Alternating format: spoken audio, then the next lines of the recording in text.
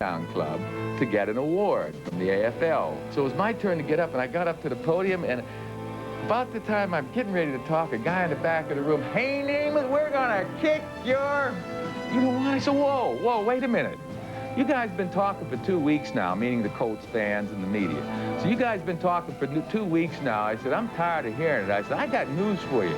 We're gonna win the game, I guarantee. Joe Namath is the man the Colts have to stop.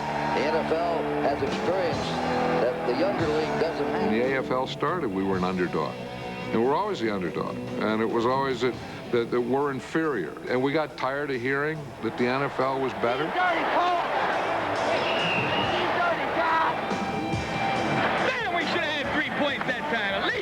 In those days, one thing I liked, that when people walked into the stadium, they were either for the American Football League or the National Football League. There wasn't anything in between. Come on, Joe! Yeah! There's a long bomb to Sauer, and he's got it. Commissioner Rozelle said, you got to tell me something about the Jets. He said, I don't know anything about the Jets, other than Weeb Eubank is the coach. Right, that's a game plan anyway. That's a game plan. Okay, let's make him change. Let's get on the board, baby! Let's get on the board! All alone is Jimmy Orr, but they went down the middle of the hill, and it's intercepted. It was a very volatile time, and football was defined and had a course as a result of Super Bowl III. You may be watching one of sports' greatest upsets in history. It's just impossible to realize the tremendous impact that that game would have on football history at that time, because I was so involved with the moment, and the moment was a bitter defeat. They have upset the Baltimore Colts and beat them handily here in Miami. The game ended.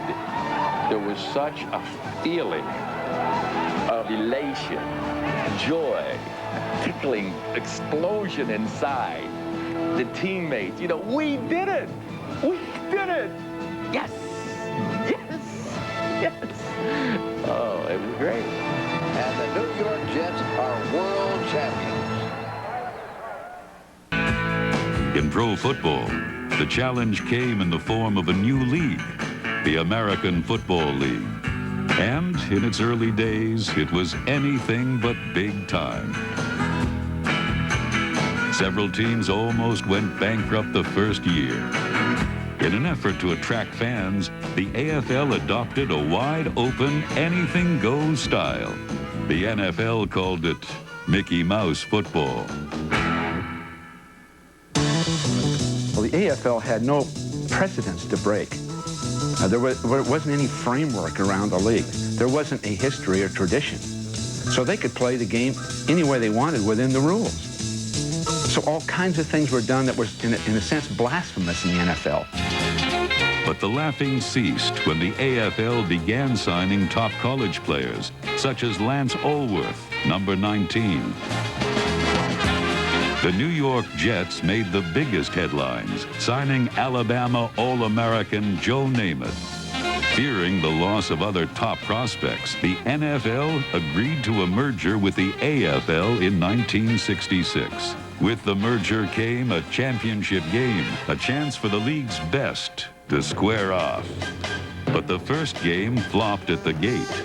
There were 30,000 empty seats at the LA Coliseum as Green Bay crushed Kansas City in Super Bowl I. It was a repeat the next year as the Packers rolled over Oakland. Vince Lombardi's team had made its point. Vince Lombardi, after the game, he said the American Football League just does not measure up to the National Football League. And he said, now I've said it, there it is. And that bugged me, that bothered me. I played against all those guys, and I knew our team could beat anybody in the National Football League. Come on and let's go, go, go, Jets! For years, the New York Jets epitomized the Mickey Mouse AFL. But that all changed with Namath's arrival in 1965. Broadway Joe, with his Playboy swagger, steered the AFL into the fast lane of American sport. Namath's arrival in professional football in general, in New York in particular, really heralded a new age in football. He was a revolutionary figure in much the same way that Muhammad Ali was. He stood for everything that establishment people were afraid of. Individualism in a corporate team game like football, for a guy to wear white shoes and have long hair seemed like heresy. Namath was more than a fashion statement. He was the game's most prolific passer. In only his 4th season, he led the Jets to the AFL championship. But in Super Bowl III, they faced the Baltimore Colts, a team considered even stronger than the Lombardi Packers.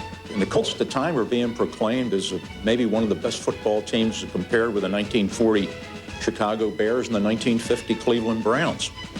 It's one of the most awesome teams that ever went on football, and I think they believed it. Led by Don Shula, the Colts looked unstoppable. They won 13 games in the regular season and lost only 1. An elbow injury sidelined Johnny Unitas. But Earl Morrall was acquired in a trade and took over at quarterback. Morrall threw 26 touchdown passes and was named Player of the Year. He rode his hot streak into Super Bowl III while Unitas sat. The Jets were 18-point underdogs, but they were not odd. Matt Snell had the power to run through any defense. Namath was a great deep passer, and with flanker Don Maynard, the Jets could strike like lightning.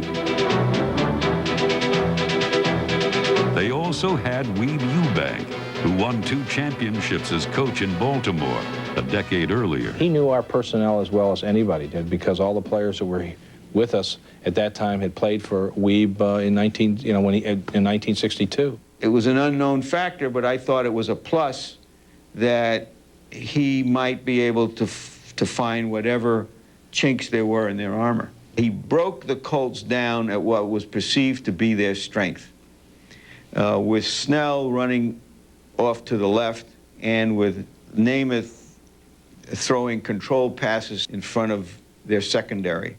The Jets were quietly confident until Namath spoke out. We're going to win the game, I guarantee it. Well, when he got back to the hotel that night, he called me. He said, you know, I said something, and I think it's going to be in all the news, on the papers, TV, radio, and everything. So what the heck did you say? He said, well, I just told him, I guaranteed him that we were going to win. I said, man, you didn't do that, did you?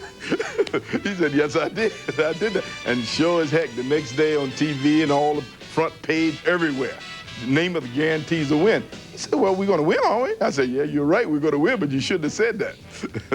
I called him right away. I said, Joe, I asked you not to do this. He just said that's the way I felt. He says, it's your fault. You got us believing it. And I really believed we were going to win the game. We're riding to practice. Babe Pirelli, Bill Mathis, big boy Pete Lammons, our tight end, and myself, after a film session one morning, we're riding out to practice, and big boy Pete chuckled. He said, hey, y'all, we don't stop looking at those films. We're going to get overconfident. And we all laughed, giggle, giggle, chuckle, chuckle.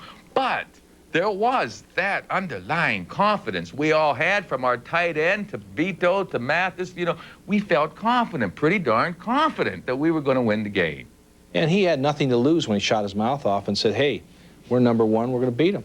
I predict we're going to win. And that, you know, irked all of us off a little bit, because he had a pretty cocky attitude, and we were a veteran ball club at that time, and there was a real intensity there.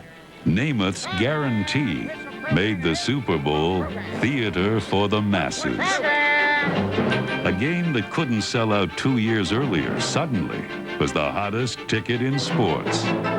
Passions were aroused. Millions took sides. It was all people could talk about. But on Sunday, the talking stopped and the real drama began.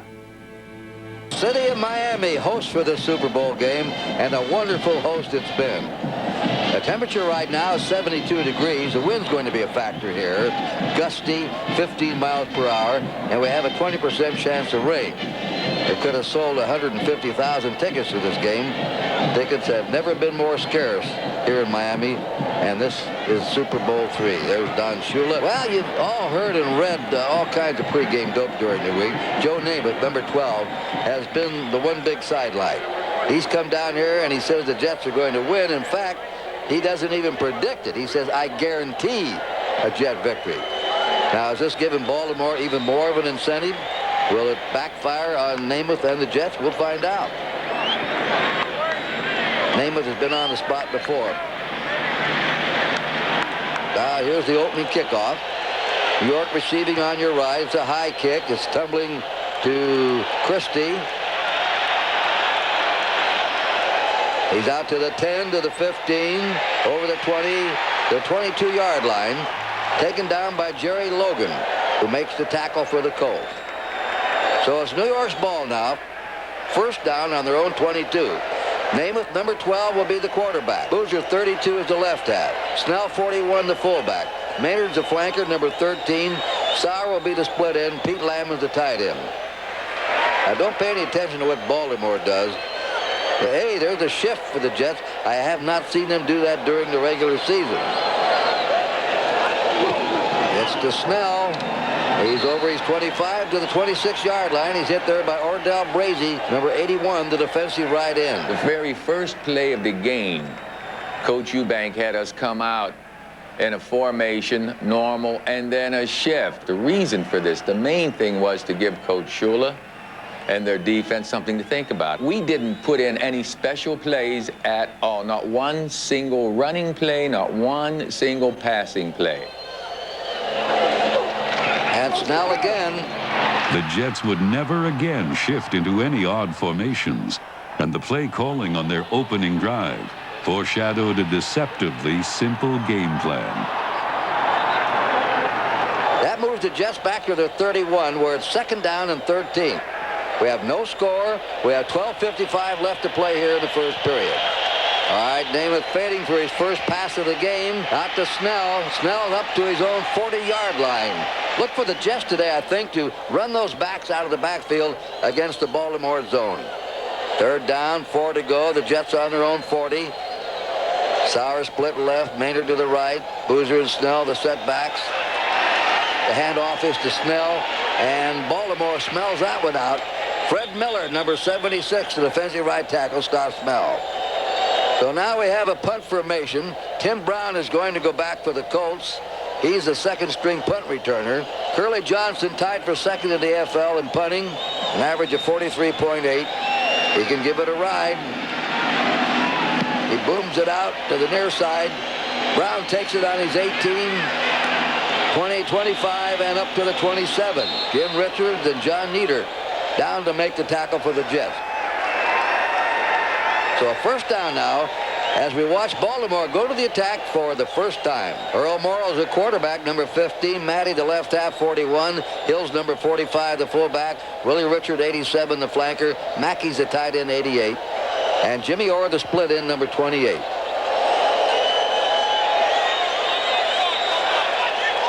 Morrill going to the air on first down, and right away he's going to dump it off.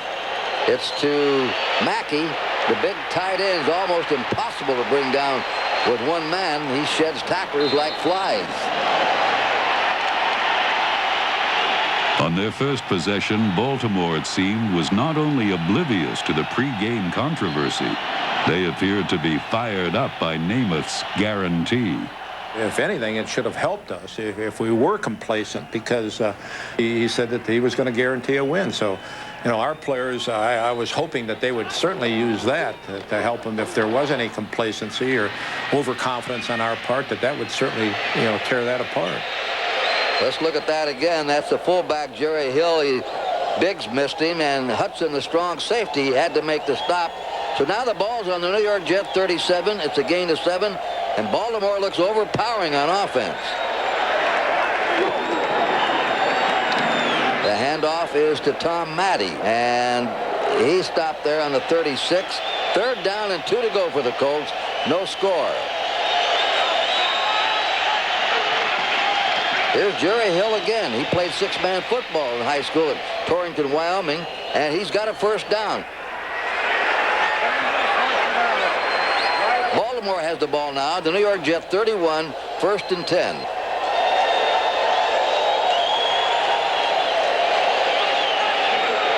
Morrill to Jerry Hill. He's hit behind the line of scrimmage. Jerry Philbin shot across the line and dumped him for a 3-yard loss. So that makes it now 2nd down, 13 to go. And each team has passed only once in this game. All right, Mitchell's at tight end now. Hill's gone out. That leaves Matty as a lone setback. Morrill ready to throw. And it is incomplete.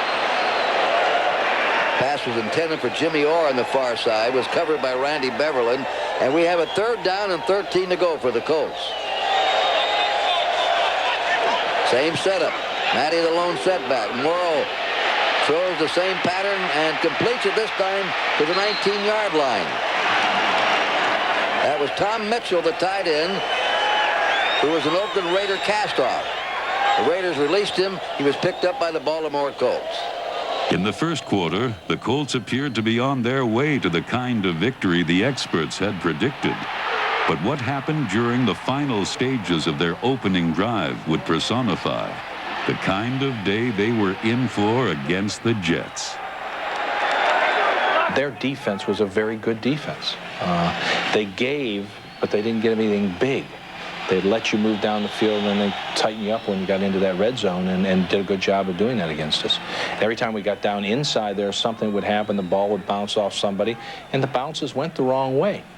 But don't take any credit away from the Jets. They did a great job. Rushed again, miraculously gets out of that, and is spun down on the 18-yard line of the Jets. Let's take a look at that again. Morrow's not supposed to be much of a scrambler, but he really shook himself loose to avoid a 6 or 7 yard loss.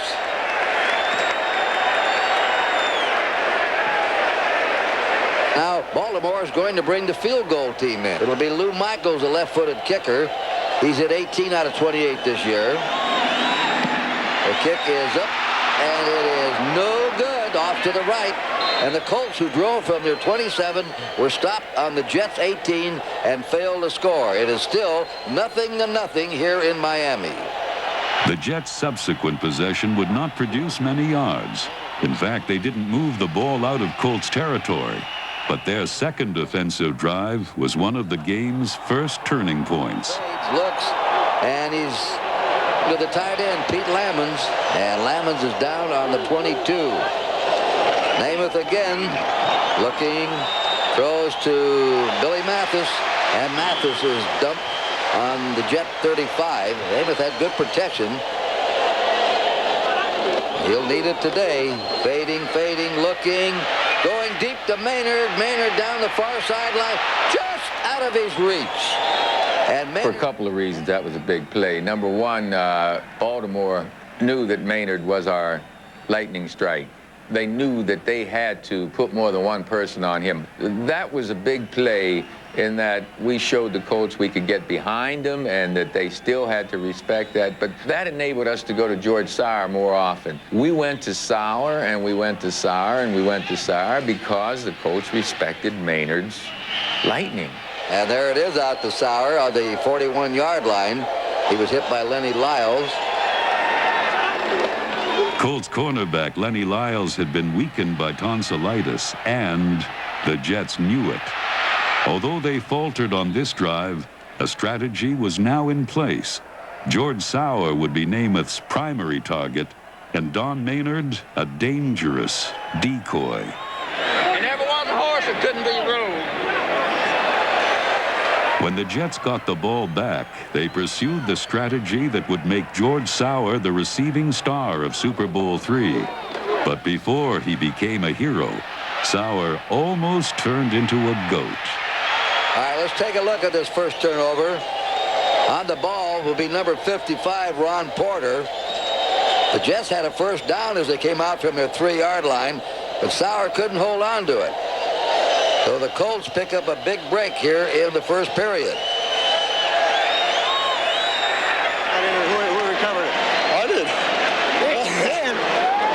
Trying to pick it up. It can stop. Straight away all the time? Huh? I got to run off your feet. No. You're looking I could see it. I just couldn't get turned around to pick it up and run with it. Only had 5 yards to go. Slot left for the Colts. Morrow to Hill. He's hit by number 81, Jerry Philbin. You're going to be impressed by this front four of the Jets. They're very quick. There's the gun. That's the end of the first quarter of the 1969 Super Bowl game with a score: Baltimore 0 and New York 0. Quarterback wearing number 12 with the white shoes and the hair and the guaranteed victory and playing in New York. And with this new league with passing, I mean, rather than run for 4 yards on first down, they throw a square out to George Sauer for 4 yards. You know, 2nd and 6, but it's a completed pass. Nobody did that. So it came at a magical time. And of course, 1968 in the United States was very much of a crossroads at the time anyway. With Martin Luther King and Bobby Kennedy's assassination. I mean, it was and the country going to where it was with Vietnam, and I mean, it was a very volatile time, and football was defined and had a course as a result of Super Bowl III. Coming up, the second quarter of Super Bowl III. He may go, and he's in there. Snell scores. Orange Bowl, Miami, a scoreless first quarter. Baltimore has the ball on the Jets' 13 with 2nd and 9. Sauer's fumble gave Baltimore their first big break. Earl Morrow pitches out to Tom Matty. Matty goes down to the 6-yard line. Well, they call him the garbage man, and you can see why. He seems to pick up 4, 5, 6 yards at a time, and it doesn't look like he's doing it. But he can smell that goal line. Now it's 3rd down and 3 to go. The Colts on the Jets' 6-yard line. Mitchell, the tight end, is in now. 2 tight ends. Ball's gone out. There's the throw, and it is intercepted. The Jets intercept Randy Beverly. The ball was right in the hands of Tom Mitchell, popped out, and it's a touchback, and the Jets take over. The Jets' first break of the game was a heads-up play by Al Atkinson. With his outstretched hand, the middle linebacker managed to deflect Earl Morrow's pass and upset Tom Mitchell's well-run timing pattern. New York then capitalized on the turnover by launching their most perfectly executed drive. But out the Jets' ball, first down. It was a wonderful drive, and mostly to our left side. And that old rule, hey, if it's working, keep going to it. You know, make them stop us. So, yeah, we worked the left side, and we wore it out as much as we could. The strong side for us was our left, and we felt like our left side of the offense could match up on their right side of the defense, and that's where we wore it out. If they don't stop, you just keep on. There's a draw to Snell, stays in bounds. The Jets also capitalized on one of their other hidden strengths, the ability to handle a strong blitz. To the left, and the blitz is on. Quick pitch out to Billy Mathis. He's over the 50. We always went into games with Joe that we hoped they did blitz. They'd won in the NFL by blitzing, and we had automatics on that. And they couldn't understand why every time they came with us, we were down there in the same spot where he just left. The Jets also continued to work on Lenny Lyles. And it's complete right on line to George Sauer. Sauer kept getting opportunities on one-on-one situation with Lenny Lyles because of Maynard having to be double-teamed on the other side. Oh, Lyles gambled and nearly got that one. Rick Volk back in the game made the tackle, but it's first down for New York on the Baltimore 23. On the replay, you see Sauer. Let's check Namath's passing figures. He's 8 out of 12. 2 of his passes have been dropped. Total of 67 yards. Jets driving deep into Baltimore territory. The give now is to Emerson Boozer, and he stopped to the Baltimore 21. Don Shinnick, the veteran linebacker, made the stop. Namath now on a swing pass out to Snell. Snell's at the 15, down to the 10, and he stopped there at the 10-yard line. First and goal to go. And you watch Baltimore put a heavy blitz on Namath, and he's been reading those blitzes. Been dumping the ball out to his back, flurrying to the sides. What a game Snell has had. Running left, running right, taking the short passes, swing passes. The Jets ate up the yards and the clock. And it was during this 5-minute span of the second quarter that the perceived dominance of the NFL first showed signs of crumbling. The Jets inside the 10-yard line. The handoff to Snell. He may go, and he's in there. Snell scores. And that old rule, hey, if it's working, keep going to it. You know, make them stop us.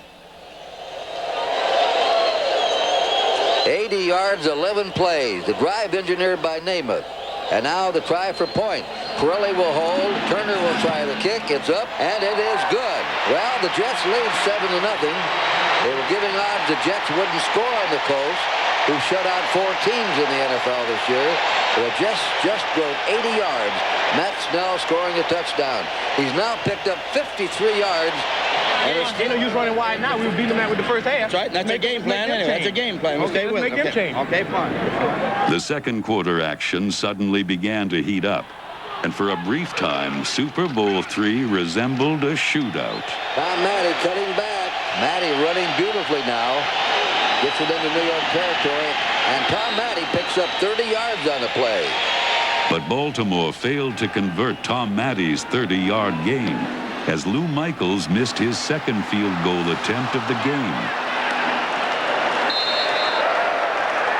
Although the Jets' subsequent drive into Colts territory also failed to produce points, their ability to handle Baltimore's blitz began to worry the Colts.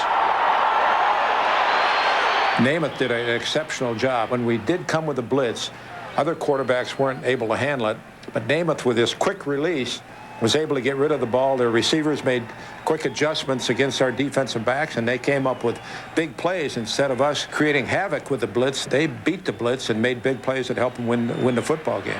This will be a 41-yard field goal attempt. The Jets up and no good. It sailed wide left, and the score remained. Damn, we should have had 3 points that time, at least. With 4 minutes left in the half, the torrid pace of play was now matched by the temper of the players. The longest gain of the day set off the long, simmering hostility that existed between the two rival leagues. He's breaking it. He could be caught from behind. Billy Baird chasing him. And Baird finally brings him down. And that's Matte's longest run of the season. And some unhappiness now. Matte and Johnny Sample going at it. Things are getting... A 58-yard run, I'd fallen down and rolled over on my stomach, and he happened to be just following up and accidentally stepped on my crotch. And needless to say, that hurt a little bit. And absolute intentional. He wanted to fight. He was really upset. I really wasn't that mad. He should have been happy he had a 50-yard run. Till this day, I think he's still a little upset. I've been to a couple of fairs where he was in attendance, and he wasn't very pleasant. Well, I turn around to go after him, and the official is right there. And this came out later on. He came up to me. I was broadcasting for one of the games, and he says, Tom, he says, do you know the Super Bowl? He said, you knocked out 4 of my teeth. And I said, I did what? He says, well, when you went after Sample, he says, I jumped in between you and your face mask caught me in the mouth and you knocked out 4 of my teeth. Personally, I like Tommy. He's a competitor. He works very hard. He doesn't step back from anyone. And that type of football player I respect. But Sample and I don't even talk about the guy, you know. Although they gained 58 yards on Matte's run, the Colts appeared to lose their composure. In the end, Johnny Sample would have the final say on another frustrating Colt possession. Number 60, the other linebacker. 2nd and 9, Baltimore on the Jet 15. 3 minutes to go in the half. Namath watching from the sidelines. Earl Morrow. Looking. It's intercepted by Johnny Sample. That's the second New York interception. And he gets up and hands the ball floating over to Willie. And the thing that they did all the time, they would have the back circle out of the backfield on a circle pattern, and I knew he was coming in, and I just jumped the pattern. I jumped inside in the ball, and sure in the heck, the ball was right there, and I intercepted it. As far as throwing the football was concerned, I told all the defensive back, he's not going to throw the ball deep because he doesn't have that kind of arm. And even if he does try to throw it deep, it's going to be a hump in the ball. It won't be on a line, and you'll have a chance to react and go and catch the football. And that's the advantage we had on him. We knew what he could do and what he could not do. Baltimore continued to miss key opportunities to score. Following Sample's interception, they had forced the Jets to punt from their own end zone. On the play, Alex Hawkins had come within inches of a blocked punt that would have netted a safety or maybe even a touchdown.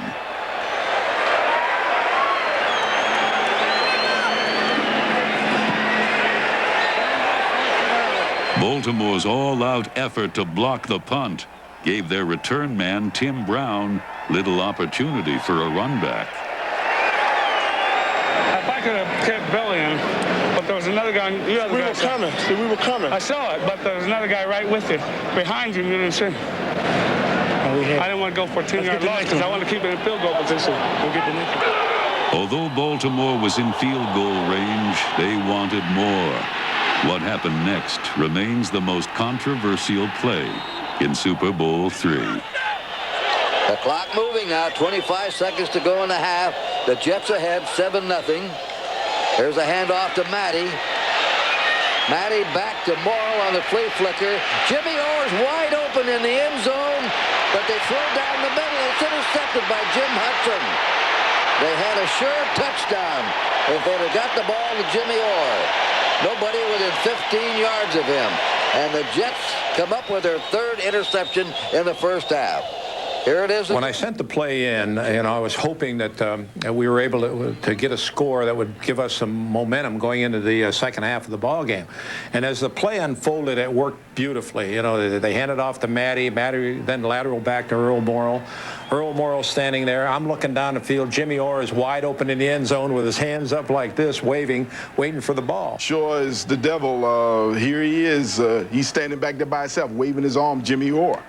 Jimmy Orr was 20 yards behind everybody. You look at the film, it makes you sick. Even now when I look at it, it makes me sick to see how wide open he was. I saw Jimmy Orr standing way down there. And I looked back and I said, oh my goodness, I didn't say, oh my goodness, but I felt sick very quickly. And then I saw the ball released and I felt very good that the ball was not going in Orr's direction. This play just happened just before halftime. And the band was taking the field. They were in the end zone, down in the far end zone where the play was going into. I threw the ball a little high to Earl. He had to adjust on the ball to get it. And then when he looked downfield, Jimmy Orr is standing in the end zone going like this. Our band had blue and white uniforms on too. Earl never saw Jimmy in the end zone. And I think was really the turning point. You can look at that any way you want. Sure, hey, they score that touchdown. They go in with the momentum. We come out the second half. We don't have a chance. Baltimore ends up scoring 5 times, and we get minus yardage. Is that what you want to hear? I don't believe that's going to happen. If they score that touchdown, we go back to work, and we start at ground zero. And some people would say, hey, that's all right. Who would have ever expected an AFL team to be tied at halftime? Well, you never know about sports. The New York Jets, look at Morrill. He's disgusted. New York's leading 7-0 at the half. They were 20-point underdogs before this game and will continue from the 1969 Super Bowl game right after this.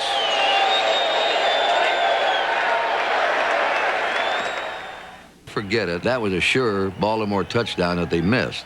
Now the half's over. The Jets are leading 7-0.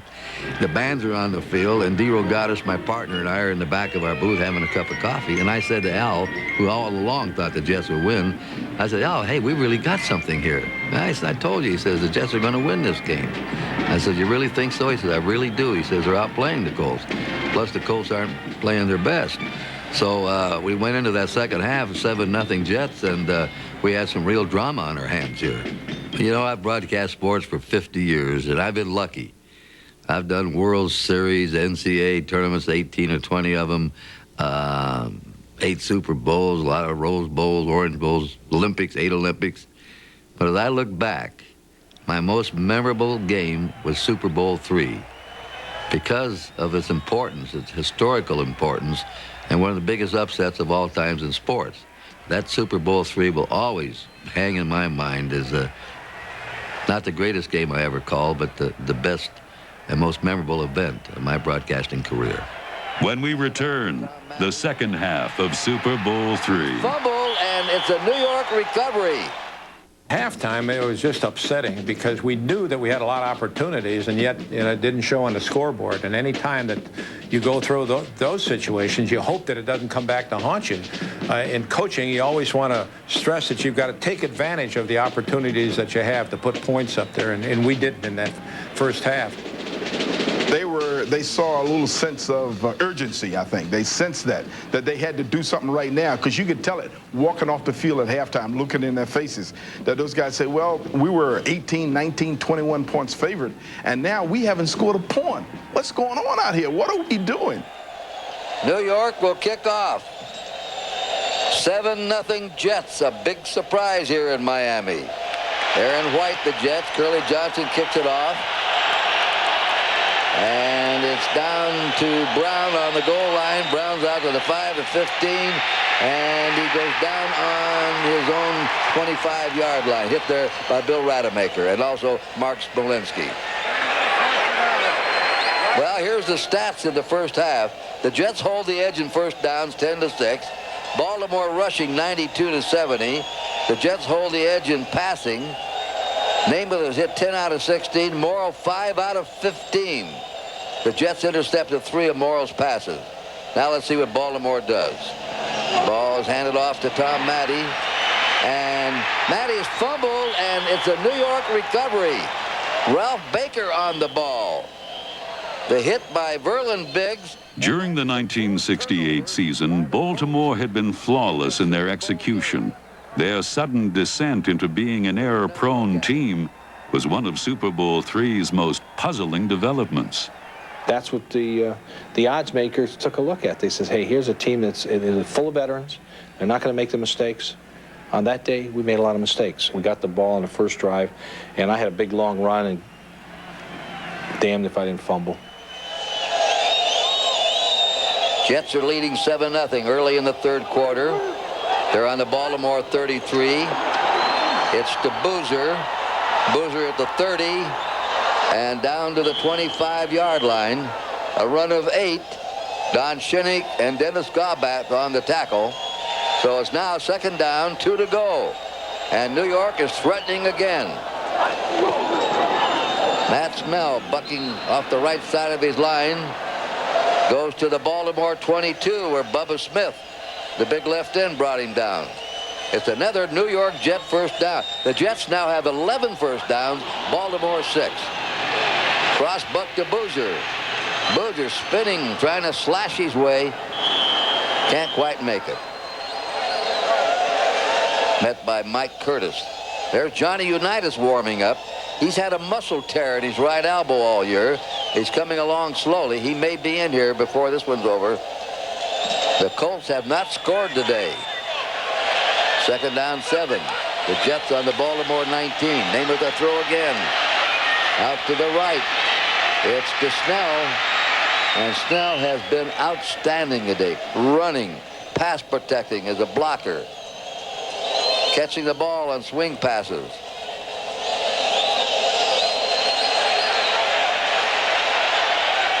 Unitas pacing that sideline. They're all-time greats. The Jets stayed with a simple offensive scheme. But by the third quarter, they were mixing things up and not dependent on attacking Baltimore's left side. He should have been that end zone. Should have cut in. He should have been that end zone, shouldn't he? Did he strip? It isn't good footing down there. It is not good footing down. I come back the same thing. We moved the ball around a little bit because Baltimore would take away one thing, we'd go to the next. You know, you're not going to just keep being successful against any of Don Shula's teams, that Colt team certainly. Baltimore called one of the greatest defensive teams of all. We had Mathis, we had Boozer, we had Snell and Lamons, and we used them all year long, and they saved us all year long or won for us, you know, and moving the ball around a little bit was basically dictated by what Baltimore's defense was doing.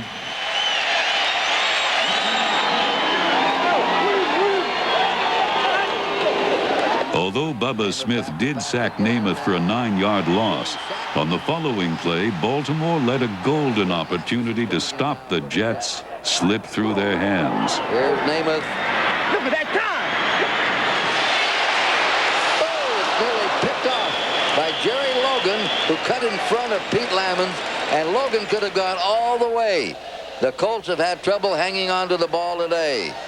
Several drop passes. Logan drops what could be a possible touchdown. They had a star, and I took my man. I know. But if I could have seen Brady, but see, that's... Yeah, well, see what I should have done. I should have went in and then back to the outside. But I had it on last time. That's why I threw the ball away. I had a 60-yard rip on. But they didn't safety. They checked it off. Did you check it, though? Yeah, I checked the line. I had something else on. Here's a 32-yard field goal attempt by Jim Turner. Babe Pirelli holding. Turner missed one earlier. Once again, we still have that tricky crosswind. The kick is up, and it is good. I would have loved to have had a touchdown there and made it 14-0, but 10-0, that meant a whole lot to us because it meant that they had to get on the board twice. Jets surprisingly in the lead, 10-0. Curly Johnson kicking off. And it comes to Brown. He's out to the 10 and to the 15-yard line where he's taken down by Bill Rademacher and Mike D'Amato.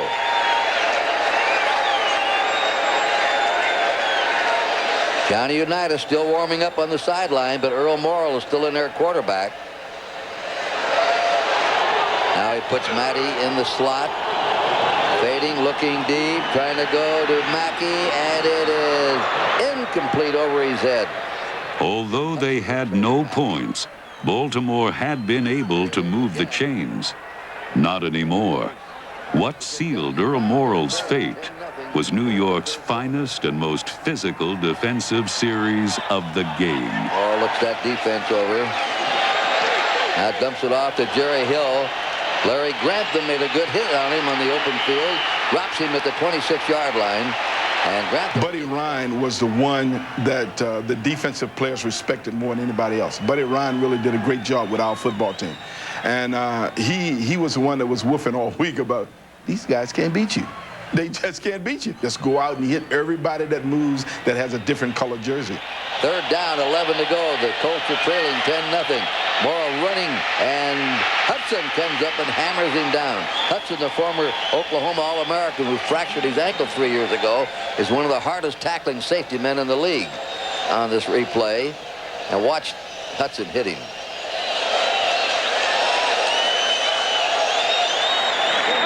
Jet sidelines alive. They smell it. They're ahead 10-0. No penalties. Let's get a touchdown up there. Punt formation. David Lee will do the punting. Unitas looking on. You might see him in there the next time Baltimore gets the ball.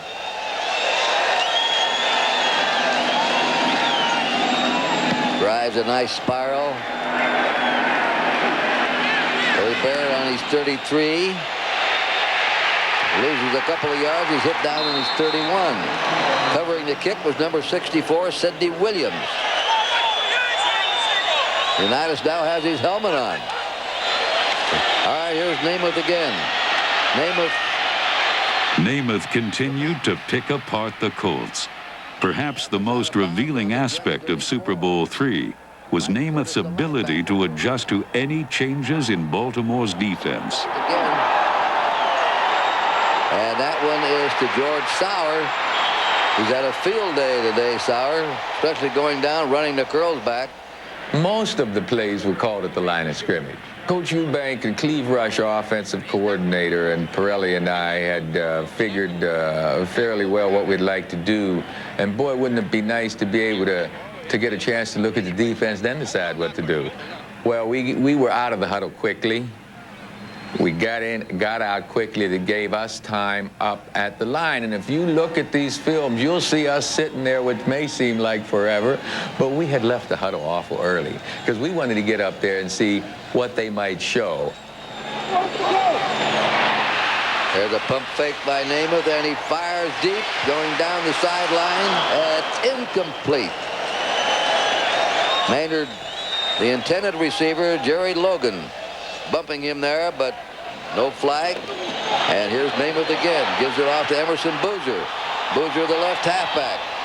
Picks up a few yards. The Jets on their own 47. They're ahead in this game, 10-0. It's the third period. Super Bowl III in Miami, Florida. Namath again looking. Crossing pattern to the tight end, Pete Lammons. And Lammons is down on the Baltimore 38-yard line. Another New York Jet first down. Namath now is at 14 out of 22. Here it is on a quickie out to Maynard, and he can't hold on to it. Looked rough, but he took him down there. No flag.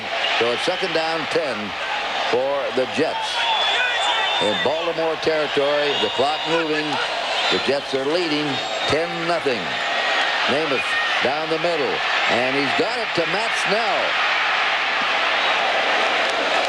Complete, and Namath is picking this vaunted Baltimore secondary to pieces right now. The handoff is to Bill Mathis. The draw play smelled out by Baltimore's Billy Ray Smith, number 74, and Don Shinnick. The Jets were in complete control. By then, it seemed that only an injury to Namath could slow them down. Oddly enough, that's what nearly happened. There's Namath fading again. Buying time and going deep to the end zone to Maynard. It is no good. He stepped over the end line, out of bounds.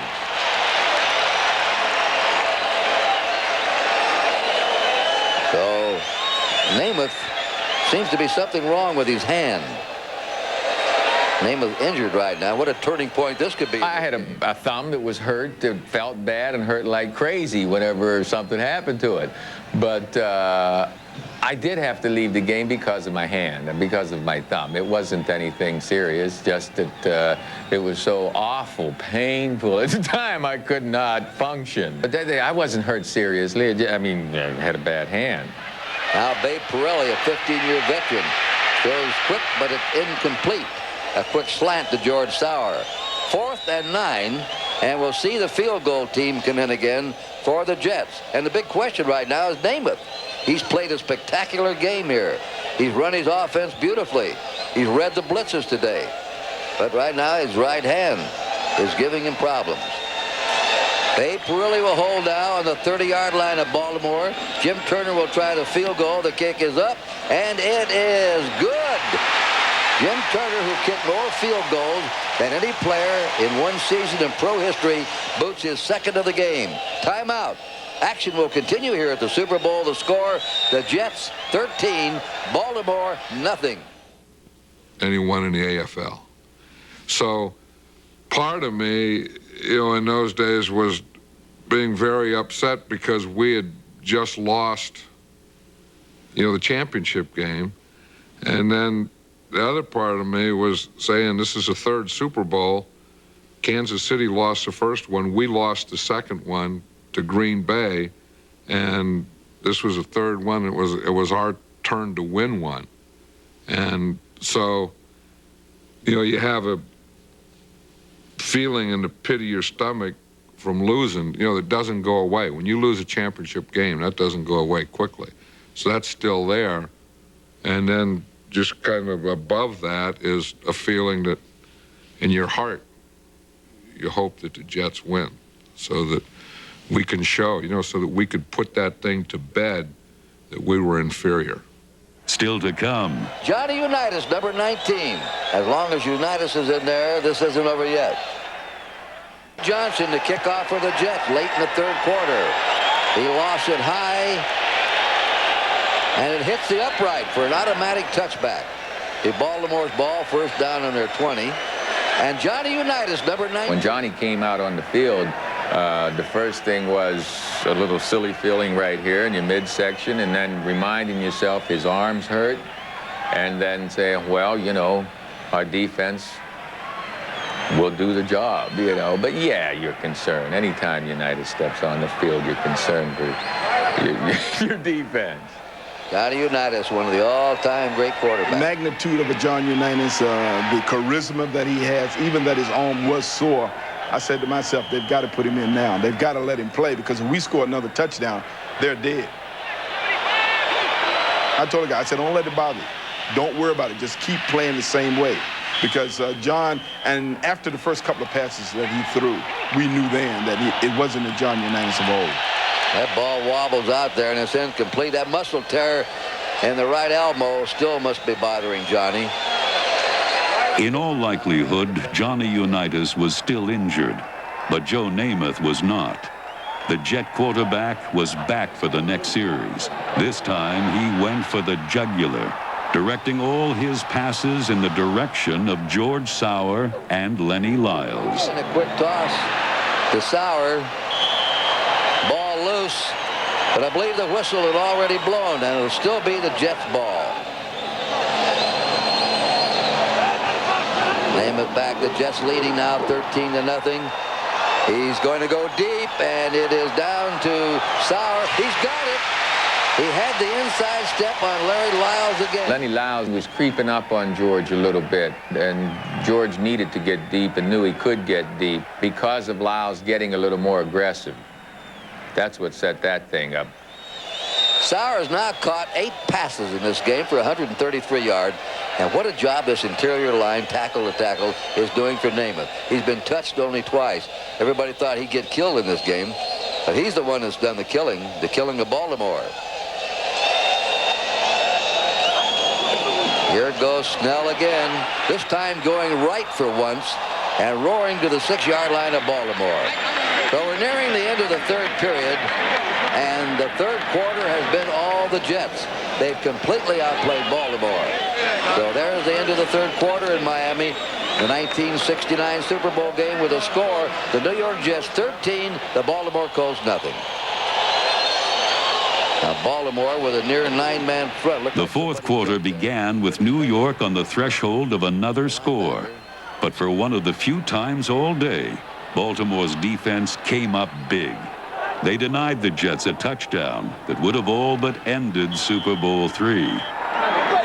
Oh, Bubba came around quick. I heard Dave yelled, but I couldn't do nothing about it. But yeah. And Jim Turner, who's already kicked 2 field goals in the game, will have a short one, but from an angle on the near side. A little tougher when you're closer to that goalpost. Pirelli will spot it on the 9. There's your kick, and it is good. And Jim Turner kicks his 3rd field goal of the game, and the Jets now lead 16-0. 13:26 to play. Curly Johnson kicking off. He booms it deep. Preston Pearson fumbling it around. Now he's going to run it out. He gets to the 5, finds a crease, and turns what looked like a disaster into a 32-yard kickoff return. Unitas to Mackey. I think there was a sort of a look inside your heart and say, hey, can we rise to the occasion? And I think that in the past we'd always been able to do that. There was never a time in my life that I played with the Colts that I didn't think that we could come back even if we were 14 points down. We probably had the best 2-minute offense in the country. Matty running beautifully now. Gets it into New York territory at the Jets' 37-yard line. And there goes Jerry Hill. Unitas is moving. Once we got up 16-0, our defense was trying to consume the clock as much as possible and not give up the big gainer. Jimmy Orr's flank to the left, Richardson to the right. Matty's in the slot. Unitas going down the middle. It is intercepted again. Randy Beverly downs it. And that's the 4th interception by the Jets in the game. Let's take a look at it again. It was right on him. Made a good cut, perfect timing. And the Jets secondary has played brilliantly today. And we may be sitting in on one of sports' greatest upsets. We went into a mode of using up the clock. I mean, we're going to try and advance the ball, taking as little chances as possible, but keeping the clock going. But the main thing is using up the clock and advancing the ball. And I just keep going back to those 2 simple words. Coach Eubank told us, you know, poise and execution, fellas. Poise and execution. And that's what our guys did. Matt Snell in that second effort turns him loose. What's the great trivia question of Super Bowl III? How many passes did Namath throw in the fourth quarter? I wouldn't be surprised if it was 0. Was it really? That's right. It's the first time I've been told that. I promise you. Clock is moving. Long huddles by the Jets. Long signal count. Don Shula, desperate now, looking up at the clock. Shula said if we lose this game, everything we've done this year is out the window. We've had 15 victories, 1 NFL championship, and the whole season will be ruined if we get beat by these AFL. Baltimore did manage to stop the Jets on a crucial 3rd and 1. Namath is stopped at the 35 by Lou Michaels, number 79. Hell, I'm sorry. We should have some points up on the board that time, please. Huh? I can't hear you. Wait a minute. Right here, a 42-yard field goal attempt by Jim Turner. He's already kicked 3 in the game. Bay Pirelli holding. And the kick is no good. It was to the left. It faded. So action will continue here at the Super Bowl in Miami with a score of the New York Jets 16, the Baltimore Colts nothing.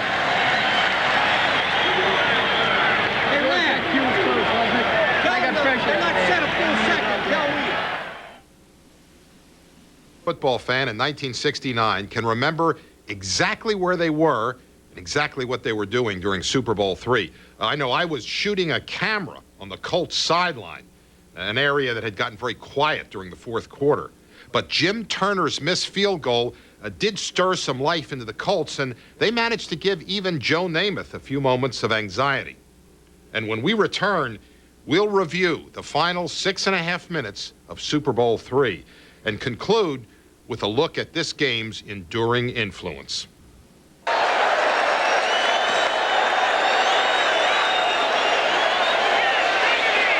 There was 6 minutes and 34 seconds remaining in Super Bowl III. The Colts needed a quick score, and although Johnny Unitas continued to struggle, his very presence offered Baltimore a glimmer of hope. So now it's 4th down, 10 to go. Baltimore at their own 20. Unitas to Mackey. And Mackey has it for the 1st down to keep the Colts alive. Among the many questions that surfaced that day was whether the decision to bring in Unitas came too late. The first half, a lot of the things that happened in the first half were not Earl Morrall's fault. I mean, he had threw some passes that were excellent passes that we didn't capitalize on. So I wanted to give Earl at least a series in the 3rd quarter, and they held the ball for such a long period of time that when John finally got in there, and he did move us down for a touchdown late in the ball game, then later on there are those second guesses, and they're legit. 2nd and 10, the Colts on the 16. There's a great catch by Jimmy Orr, and a marker goes down. They're going to call that on Al Atkinson.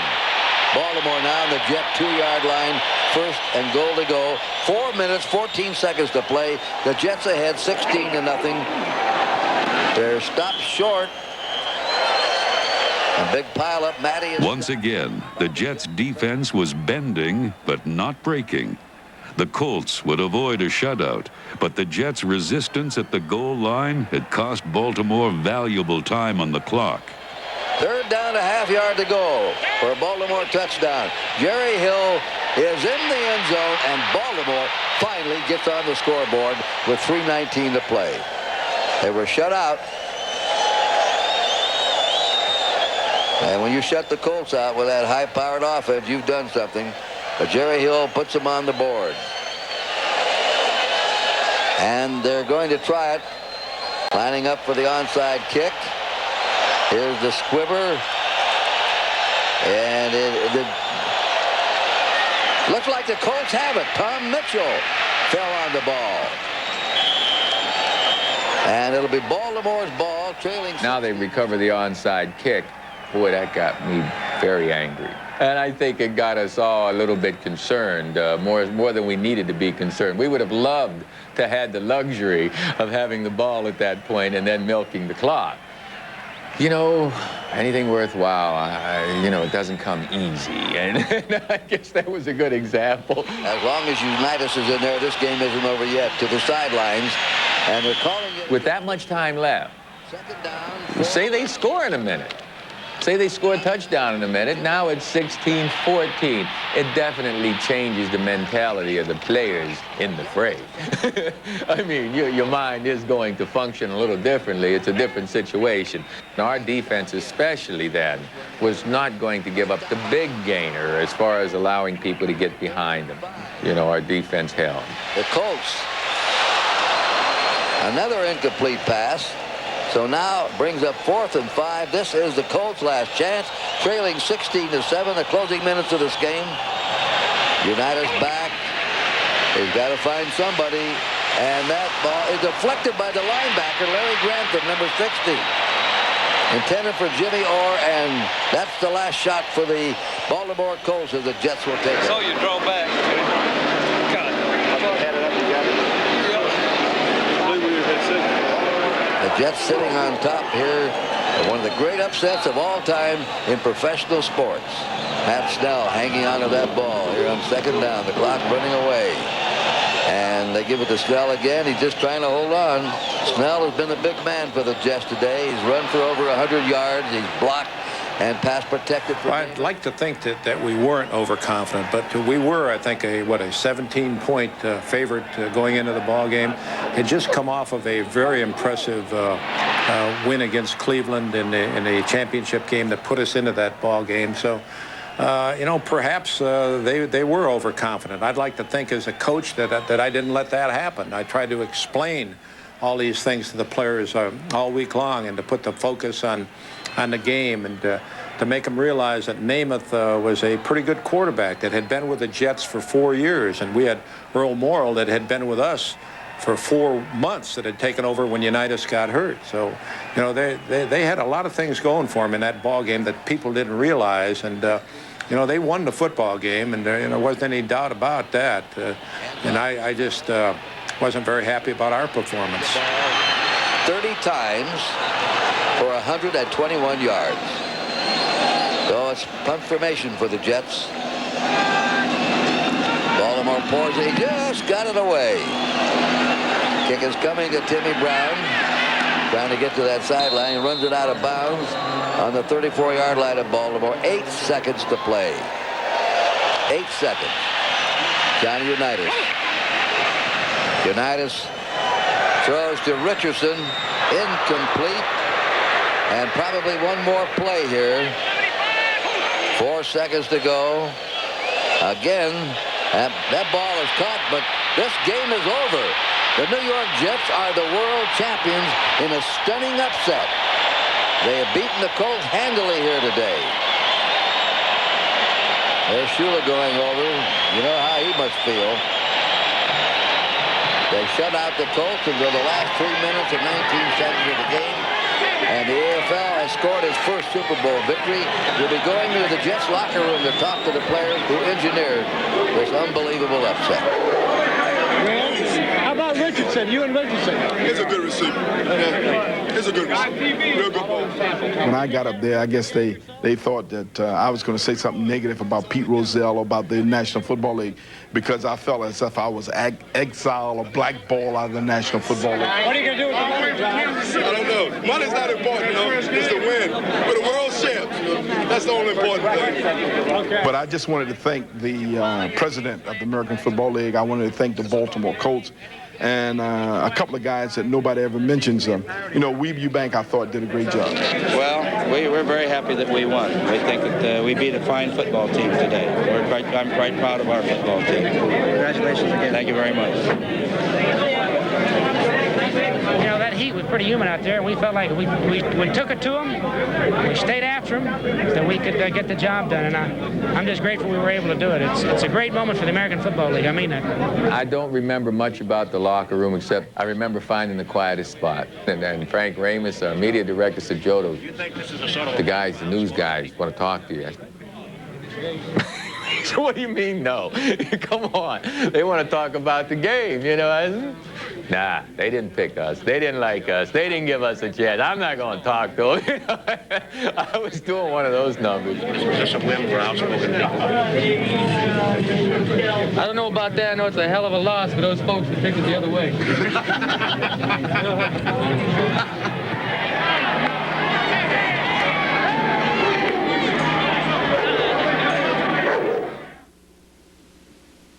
Some passes, and a defense for the Jets doing a superb job against that Colt offense. Now all of a sudden, you know, I'm starting to sit upright in my chair there in my seat at the stadium at the Orange Bowl.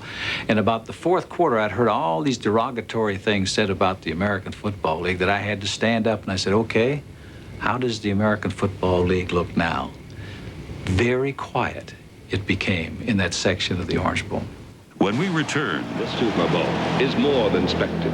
It is our new national pastime, a glorious game.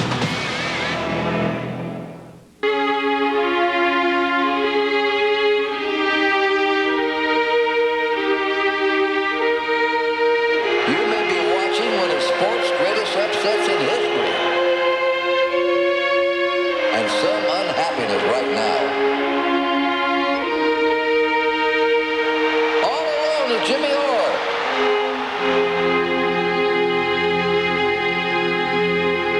It was embarrassing for me to go out to the Pro Bowl after that. And man, did I get the strawberries. I mean, I'm telling you, oh, Matty, you let the league down, you did this and did that. We were the first team to lose to the AFL. I tell you, it was a party in New York for about a month. Everywhere I went, I stayed in New York. I didn't come back home to Philly until about a month after the Super Bowl game was over. People were so happy and so proud of the New York Jets as if they were a part of our team, and they were. Ironically, while the New York Jets never returned to the Super Bowl, the Baltimore Colts did. But other than Jim O'Brien's last-second field goal, there was nothing memorable about Super Bowl V. Don Shula was not there. The loss to the Jets hastened his departure to Miami. His NFL record 328 wins eased the pain, but never erased the memory of Super Bowl III. You know, that's the game that I still hear a lot about.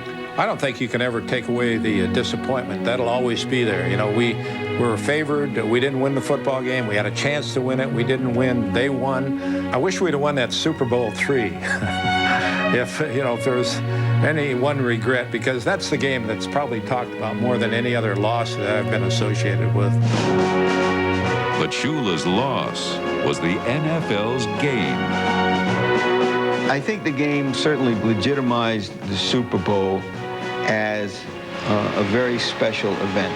And so the game finally grew into this great corporate party and national celebration every season. The Super Bowl is more than spectacle. It is our new national pastime, a glorious game. But I got news for you.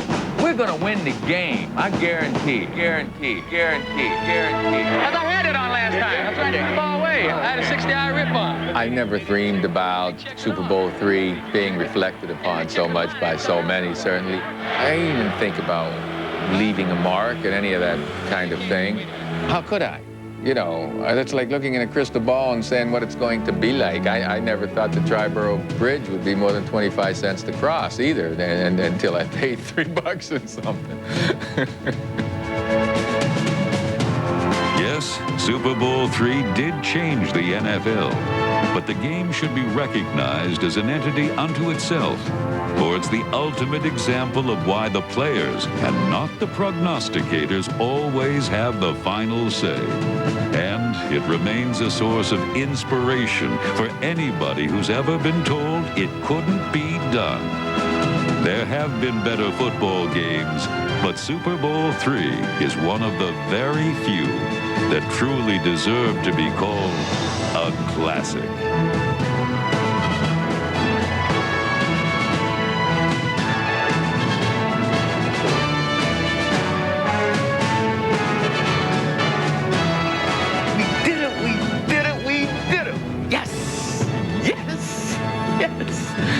Oh, it was great.